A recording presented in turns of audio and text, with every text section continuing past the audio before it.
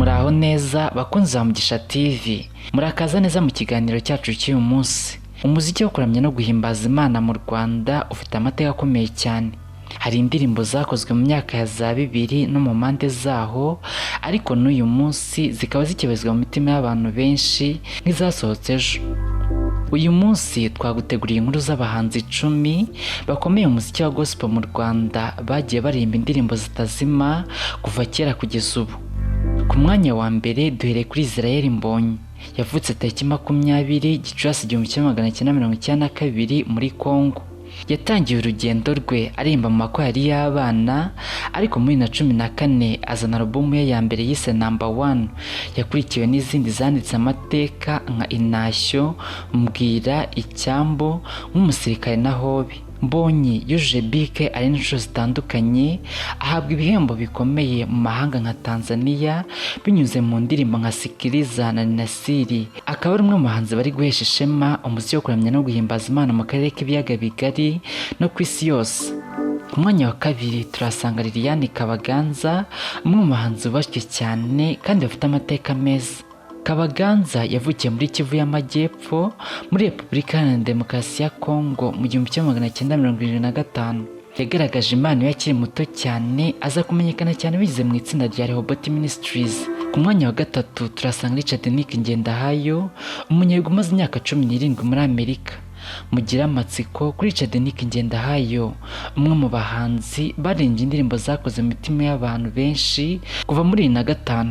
Izina rye ryazamutse mu myaka ya za 2000 binyuze mu ndirimbo nka Mbwira ibyo ushaka, Yambaye icyubahiro, Gusimba umwonga na Sumuhemu.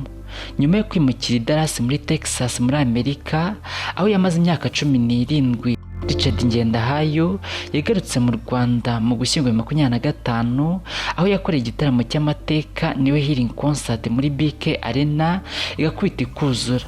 Uru rugendo rwe rukomeza kwereka abantu ko ubutumwa bwiza buhembura imitima y'abantu. Ku mwanya wa kane turasanga Lieutenant Colonel Simon Kabera, umusirikare w'umuramyi.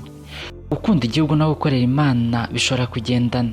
Lieutenant Simon Kabera ni umusirikare mukuru mu ngabo z'u Rwanda RDF, akaba n'umuvugizi wungirije, ariko kandi akaba n'umwe mu baramyi bakomeye cyane mu Rwanda. Nyuma yo gukora mu buhungiro no gufata icyemezo cyo kwinjira mu ngabo z'u Rwanda za RPA, yakomeje amashuri ye atanga umusanzu mu bahanzi. Indirimbo ze mu njyana ya country music nka Mfashe Inanga, Gorigota na Munsi Yawo zikomeje gukora mu mitima y'abanyarwanda benshi kubw'ubumuntu no kwicisha bugufi muranga. Ku mwanya wa gatanu hari Aime Uwimana, uzwi nka Bishop w'abaramyi. Nawe ari kuvuga umuziki wo kuramya no guhimbaza Imana mu Rwanda ngo yibagirwe Aime Uwimana. Yavukiye Burundi, atangira urugendo rwe rw'umuziki mu 1994. Aime Uwimana afatwa nk'icyitegererezo gikomeye. Muri 2011 yasezeranye na Claire Uwayezu, ndetse kubw'umusanzu we n'ubukozi bw'Imana yakomeje kugaragara. Indirimbo ze nka Muririmbire Uwiteka, Iminsi Yose n'izindi zikomeje gukora ku mitima y'abantu benshi kuva mu myaka ya kera kugeza ubu. Ku mwanya wa gatandatu turasanga Patient Bizimana. Patient Bizimana yatangiye gucuranga no kuririmba mu rusengero akiri muto. Mu mwaka wa 2017 nibwo yashyize hanze indirimbo ye ya mbere yitwa Andyohera, ahita ahagarara nk'umwe mu baramyi bafite ijwi rituje kandi rikora ku mitima. Indirimbo ye nka Iyo Neza, Amagambo Yanjye, Menye Neza, Ikimenyetso na Ubwo Buntu zagize uruhare mu kuramya imitima y'abantu ku gihugu cyose.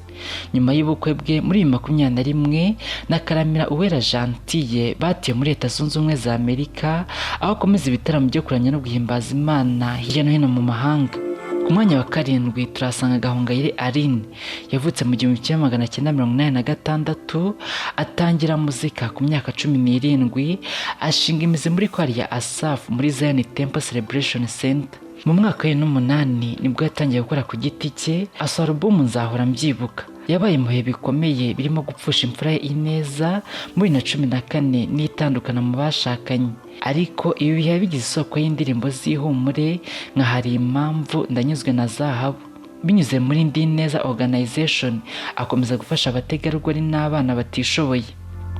Ku mwanya wa 8 turasanga Bigizi Gentil, umuhanzi n'umwanditsi w'indirimbo ukomoka mu muryango w'Abanyamurenge wamenyekanye cyane mu karere ka Afurika y'Iburasirazuba. yakunzwe cyane ku ndirimbo zifite amagambo ahura n'ibyo yanyuzemo no kwizera Imana nka Tujyane, imvugo yiwe ni ihame, Yesu arabaruta na Ifaranga.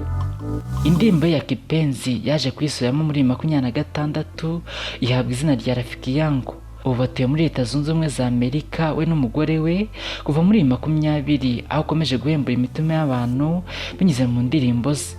Ku mwanya wa 9 turasanga Gaby Irene Kamanzi. Yavukiye muri DRC mu 1981 mu muryango ukunda umuziki, atangira kuririmba muri Singiza Ministries mu 1997. Nyuma abamwe mu bagize itsinda ryakanyujijeho bya The Sisters ari hamwe na Aline Gahongayire ndetse na Tonzi.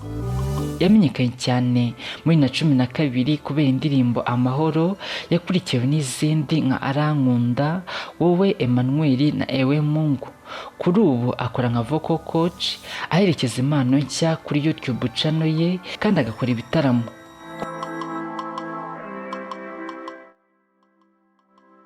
Ku mwanya wa 10 turasanga Prosper Nkomezi. Ni umwe mu baramyi bamaze kwandika amateka akomeye cyane umuziki wo kuramya no guhimbaza Imana mu Rwanda, by'umwihariko mu buryo aririmbamo bukora ku mitima y'abantu benshi. Yazinze amapfundo y'ubuhanzi bwe akiri muto, ariko uburyo bwo kuririmba no kwandika bwamugize umwe mu baramyi b'imena mu gihe gito cyane, kuva atangiye kumenyekana mu mwaka wa 2017. Indirimbo ye yitwa Sinzahwema niyo yamufunguriye amarembo mu buryo bukomeye, iragenda mu mitima y'abantu no mu nsengero zitandukanye. Nyuma yaho yasohoye n'izindi nka Ibasha Gukora, Humura ndetse n'izindi. Alubumu ye yitwa Arandamiye yaje gushimangira ubuhanga bwe mu kwandika indirimbo zihembura n'izihumuriza abari mu kaga. Prosper Nkomezi yagiye azenguruka mu bitaramo bikomeye, harimo ibyo mu Rwanda n'ibyo mu gihugu cy'u Burundi, afite abakunzi benshi cyane. Akaba yarakoreye ibitaramo byitabiriwe n'abantu benshi.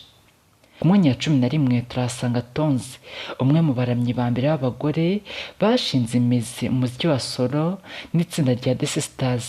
Yamenyekanye cyane mu ndirimbo Humura. Afite umuryango utegamiye kuri leta wita ku bana bafite ubumuga. Mushimira kurikirana ikiganiro cyose kuri Migisha TV, mukomeze gukanda subscribe. Ndabashimiye.